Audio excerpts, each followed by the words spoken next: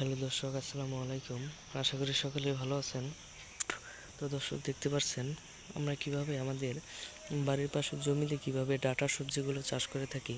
তো বন্ধুরা, অনেকগুলো কিন্তু ডাঁটা সবজি এখানে চাষ করেছিলাম। তো বন্ধুরা, আমাদের কিন্তু প্রচুর পরিমাণে লাভ হয়েছিল। তারপর আমরা আবারও এইগুলো চাষ করেছিলাম। তো বন্ধুরা, অল্পতে আমাদের ভালো ধরনের লাভবান হয়েছি। এবং আপনারা যদি চাষ করতে চান তাহলে কিন্তু ভালো ধরনের এই ডাঁটা সবজিগুলো চাষ করতে পারবেন। এবং আপনারা যদি এই ডাঁটা সবজিগুলো আবার পুনরায় যদি আপনারা চাষ করতে চান তাহলে বন্ধুরা, এই যে এরকম ফুল আসার পরে যখন পেকে যাবে, গাছগুলো তুলবেন না, তখন এইগুলোর মধ্যে কিন্তু বীজ হয়ে থাকে, যে ডাঁটা সবজির বীজগুলো হয়ে থাকে।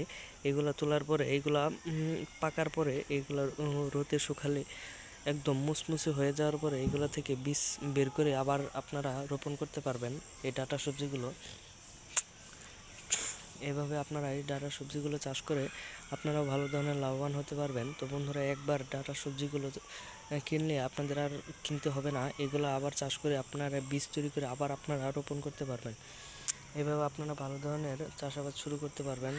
অবশ্যই আপনারা এই ডাঁটা সবজিগুলো আপনাদের বাড়ির পাশে চাষ করতে পারেন।